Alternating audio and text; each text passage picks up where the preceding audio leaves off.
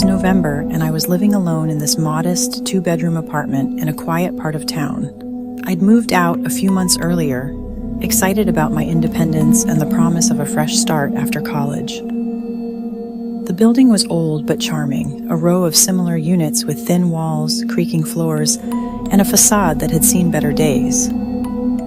I'd always thought the neighborhood was peaceful, that I was in a secure little haven. But that night, everything changed. I got home from work around 10:30 p.m., exhausted after a long day. As I opened the door, I remember noticing a faint smell of smoke. Nothing overwhelming, but enough to make me pause. I told myself it must be something transient, a neighbor burning leaves or a forgotten candle. I shut the door firmly behind me and set my keys down on the small table by the entrance. Nothing seemed amiss, yet a nagging feeling of unease had already started to build inside me. Over the next few nights, I began to notice small things out of place. One evening, as I was making dinner, I found my favorite book had been moved from the coffee table to the edge of the couch. At first, I chalked it up to my own absent-mindedness. I was pretty scatterbrained sometimes, especially after a long day. But then, the little oddities kept happening. My keys, which I always placed in the same spot, would vanish from the counter. A picture frame would be slightly tilted as if someone had carefully adjusted it. It was subtle enough that I almost convinced myself I was just imagining things. But the persistent sense of intrusion grew stronger with each day. One rainy night stands out in my memory. The wind was howling outside, and the relentless patter of rain against the windows made everything seem surreal. I had just settled into bed when I heard a soft, almost imperceptible knock at my front door. It wasn't a hurried, desperate rap. It was deliberate and measured, as if the person on the other side was weighing their options. I froze in bed, heart hammering, and listened. I couldn't see anything through the peephole, just darkness and the blurred outline of rain-soaked pavement. The knock eventually faded away, and I told myself it was probably just a prank, or even the building settling. But I couldn't shake the feeling that someone had been there. Then, a week later, things escalated in a way that no one could easily explain. I had come home later than usual. My shift had run over, and I was utterly drained. When I reached my apartment, I noticed something off immediately. The front door was slightly ajar. I distinctly remember closing it earlier that evening. My hands trembled as I pushed it closed and locked it, double-checking the deadbolt. I tried to convince myself that maybe I'd been careless, but the look in the mirror told a different story, a mixture of fear and disbelief. That night, as I lay in bed with the storm raging outside, I heard something that made my blood run cold.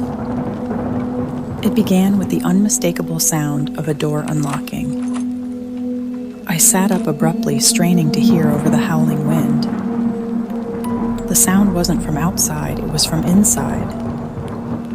I could hear a faint click like a key turning in a lock, followed by a slow, deliberate creak as a door swung open. I held my breath, barely daring to move, and listened as soft footsteps shuffled along the hallway outside my bedroom. I remember every detail, the way my heart pounded so loudly I thought it might give me away, the sound of my own ragged breathing, the pounding silence that followed each creak. I reached for my phone with shaking fingers and managed to dial 911, whispering a shaky, "I think someone's in my apartment." The operator's calm, measured voice tried to reassure me, but I could barely form the words through my terror.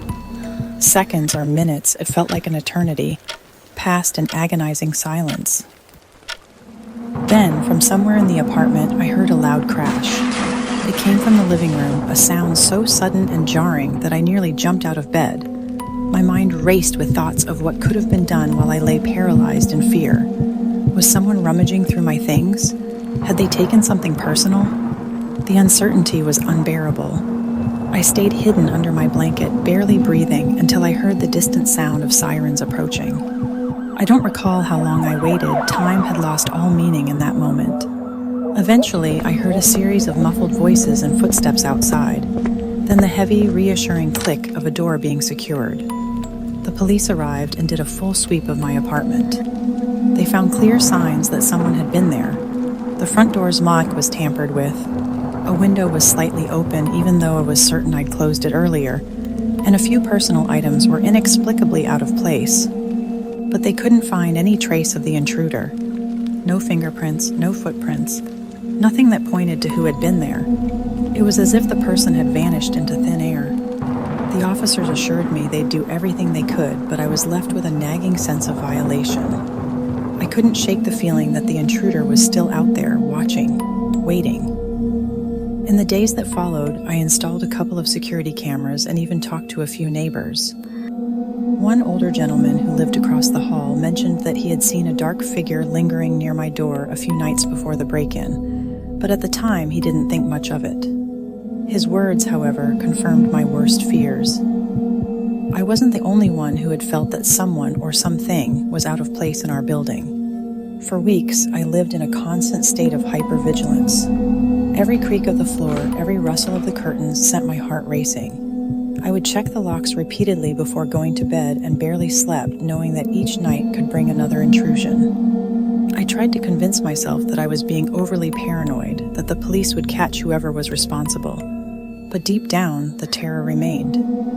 Then, one night, when the rain had subsided to a cold drizzle, I experienced something that I still can't quite explain. I was lying in bed, half awake, when I heard a faint scratching sound coming from the back window. It was subtle at first, almost like the soft scratch of fingernails on glass. But it grew steadily louder. I couldn't see anything, but I knew that if I looked, I might see a shadowy figure. With my heart pounding in my ears, I mustered the courage to get up and pull back the curtain. For a split second, I swear I saw a pale, almost featureless face staring back at me from the darkness before it melted away into the night. I didn't sleep a wink after that. I stayed up until dawn, too anxious to close my eyes, replaying every sound and shadow in my head. I couldn't tell if it was the stress of the break-in or if there was something truly sinister at play. My phone buzzed with messages from friends checking in on me, but even their concerned words couldn't soothe the lingering terror. Eventually, I moved out of that apartment. I found another place in a different part of town, one that I hoped would finally give me peace of mind. But even now, whenever I pass a dark, quiet street or hear a faint sound at night, I'm transported back to that night. The slow, deliberate footsteps, the shuddering knock at my door, and the overwhelming feeling of being utterly exposed and vulnerable. I'm telling you this not to scare you, but to remind us both that sometimes the most terrifying things are the ones we never see coming. It was a series of small, almost imperceptible signs that led to that one terrifying night, a night that shattered my sense of safety in my own home. I still keep my old security footage tucked away on my iCloud, a silent reminder of that long, agonizing stretch of time when I was forced to confront the reality that my sanctuary was not as secure as I'd always believed.